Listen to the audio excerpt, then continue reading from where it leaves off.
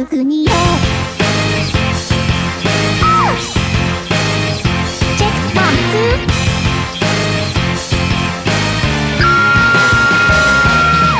てっぺんかわいいの間違いでしょ文句は許しませんの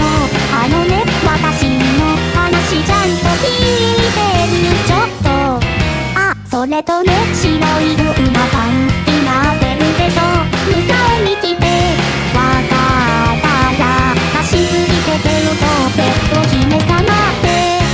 別にわがままなんて聞いてないんだからでもね少しくらいしか遅れたっていいのよ世界で私だけの小さな小さすぎてほらほらお手でかいてます無口で不愛想なお小さなもうして気がついてよ早く絶対君はわかってないわかってないわ